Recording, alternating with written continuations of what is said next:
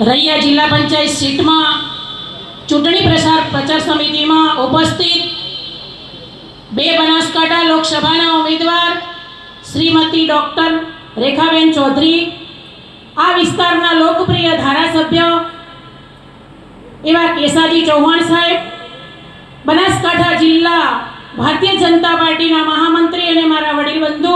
ભાઈ શ્રી સંજયભાઈ બ્રહ્મભટ્ટ, અહીંયા ઘણા આપણે મહેમાનોને સાંભળવાના છે, તો દરેકના નામ ન લેતા તમારી બેન સમજી મને માફ કરશો. સમસ્ત મંચસ્થ મહાનુભાવો, અહીંયા બેઠેલા તમામ મારા વડીલ બંધુ ભગીનીઓ, આ તબક્કે આપના ચરણોમાં કોટી કોટી વંદન. આપણી વચ્ચે આપણા દેશના પનોતા પુત્ર અને આપણા સૌનું ગૌરવ અને વડનગરના જ કહેવાય ને કે India is a land of saint, જે ભારત એ સંતોની ભૂમિ છે અને એમાંના સંત એટલે કે આપણા વડાપ્રધાન નરેન્દ્રભાઈ મોદીએ જ્યારે ત્રીજી વખત દિલ્હીની ગાદીનું સુકાન સંભાળવા જઈ રહ્યા હોય ત્યારે માત્ર રેખાબેન આપણા વચ્ચે એક પ્રતીક જ છે. આપણે સૌનો સાથ, સૌનો વિકાસ, એ જ આપણા મોદી સાહેબનું સૂત્રને સાકાર કરીએ. અને આપણા સાહેબનું ડ્રીમ છે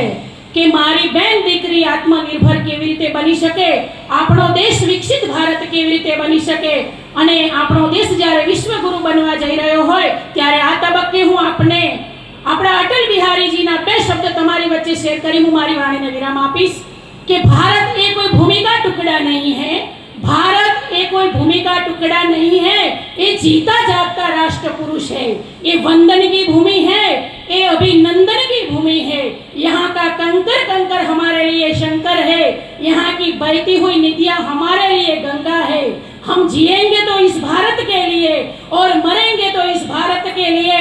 और मरने के बाद भी हमारी अस्थियों को कान लगाकर कोई सुनेगा तो भी एक ही आवाज आएगी, भारत माता की जय. એ સૂત્રને સાચા અર્થમાં સાકાર કરવા માટે અહીંયા તમારા વિસ્તારની રૈયા જિલ્લા પંચાયતની સીટની દીકરી તરીકે હું નમ્ર વિનંતી કરું છું કે આપણે ખૂબ બહોળી લીડથી આપણું કમળ આપણે દિલ્હી મોકલીએ અને ખૂબ સારી બહુમતીથી આપણે આપણું કમળ આપણા નરેન્દ્રભાઈ મોદીના ચરણોમાં અર્પણ કરીએ. એ જ અભ્યર્થના